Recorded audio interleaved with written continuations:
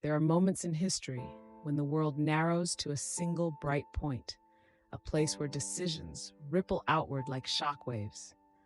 On the night of April 26, 1986, one of those points flickered into being beneath a block of concrete and steel on the edge of a small, ordinary town called Pripyat. A reactor had ruptured. Fire and smoke painted the sky. Alarms shrieked. Men and women moved with the urgent confusion of people who do not yet know what will be asked of them. The story that follows is not a tale of villains and heroes written for the stage. It is a quiet account of labor, of calculation under pressure, and of three men who walked willingly into a dark, flooded place because the alternatives were worse.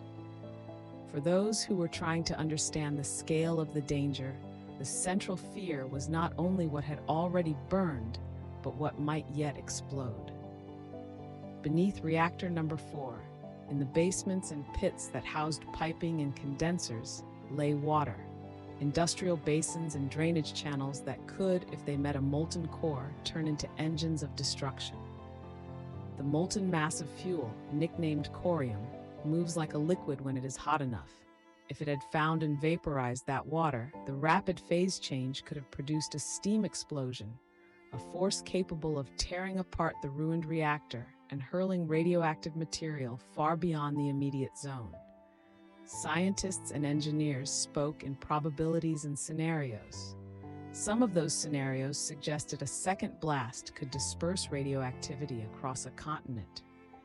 Against that possibility stood three men whose work had taught them the plant's geometry in intimate detail. They were not comic book heroes. They were plant workers and engineers who knew the valves and the corridors, the locations where steel would yield and where the floodwaters pooled. In the confused hours after the first explosion, when orders were shouted and graphite continued to burn atop the reactor core, these three volunteered to go below, to find, reach, and open the drainage valves that would let the water flow away from the heart of the disaster. Imagine approaching that place. The air was thick with chemical tang and ash. Smoke had settled like a bruise over concrete.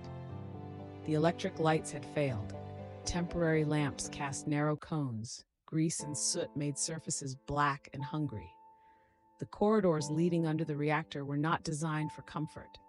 They were functional. Tight stairwells, narrow service passages, and maintenance pits with steel gratings and ladder rungs. Water sloshed and lapped in the basements, cold except for the radiative heat that seeped through the floor. The men moved with headlamps, like stars pinned to helmets, their lamps reflected in puddles. Their dosimeters clicked and fluctuated, sometimes climbing past safe numbers, but still only able to measure a fraction of the truth in those first chaotic moments. Long-term effects were a problem for later. The job in front of them required focus and muscle memory. They wore what they could: industrial boots, rubber waders in some accounts, work gloves, and the hard practicality of people used to maintenance work. They carried no miracles. They carried knowledge: which corridors turned where, which valve wheels controlled what, which stair led down to which service room. In that knowledge lay their advantage. Flooded rooms in a nuclear plant are like the lower decks of a ship. Every bulkhead and flange has purpose and name. They found the valves, sleeves and wheels encrusted with grime and heat. The water reached knees, then waists. The air held the hush of a place abandoned, not yet by all, but by the living comfort of normalcy. What they were asked to do, what they chose to do, was mechanistic and terrible in its clarity. Open the valves. Give the water away from the core, so that if molten material flowed down, it would not meet a reservoir waiting to explode. Turn the wheel, feel the mechanism release, and watch the channel begin to empty. There was no guarantee. Even after the valves were opened, many other dangers remained. But the valves were a lever. With them, the chances of a violent, explosive interaction diminished. All this unfolded while above, Helicopters were taking to the sky and dropping tons of sand, boron, and lead onto the exposed reactor to extinguish the graphite fire and absorb neutrons. Crews in protective suits scraped burning debris from the roof. On the ground, soldiers and plant workers labored to build a sarcophagus of concrete and steel, a hurried, heroic architecture intended to cap and contain. Tens of thousands of people would be mobilized in the weeks and months to come to manage the fallout, decontaminate streets, and dismantle irradiated equipment. The scale of the effort was enormous. Within that enormousness, the three who went below were a small, crucial vector. Early accounts turned those three men into myth. Reports spun a neat, tragic arc. They volunteered, they drowned in radiation, they died in heroism. The story suited the appetite for a morality play. It also obscured the more complex truth. Of the three, two survived into later years, carrying with them a history that was not simply a headline. The exact levels of radiation they received are hard to state with precision in the fog of the emergency and the limitations of instruments then. They were critically exposed relative to normal work conditions. They were sickened and treated, they bore scars.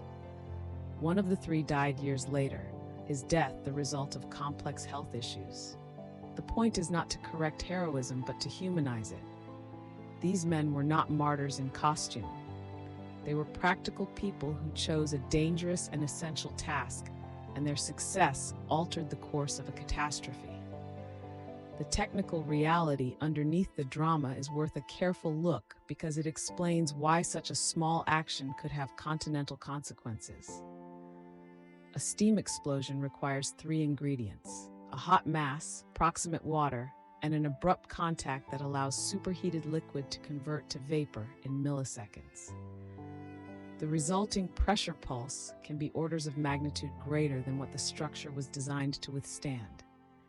If that pulse had occurred at Chernobyl, it could have disrupted the already damaged building in unforeseen ways, lofting contaminated material over a much wider area. By opening the drains, by lowering the water table under the core, the three men reduced that probability. They did not make the situation safe, they made the worst-case scenario less likely. There is bravery in choosing to push a valve wheel in the dark. There is a kind of moral mathematics in acts like this.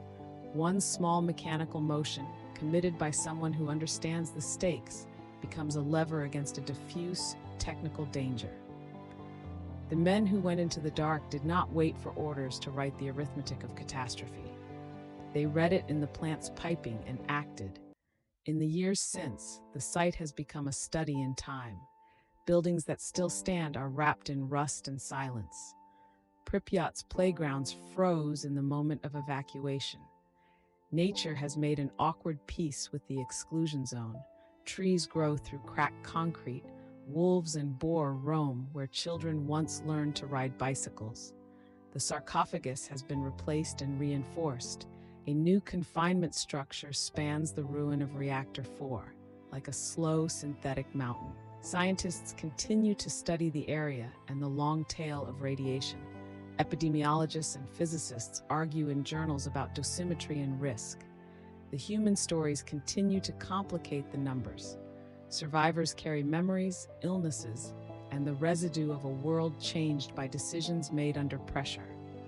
What does this episode tell us about ourselves?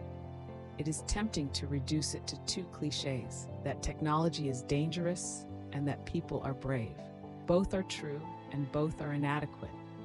The Chernobyl divers embody a third truth: that systems, no matter how immense, ultimately depend on individuals who can translate knowledge into action under imperfect conditions.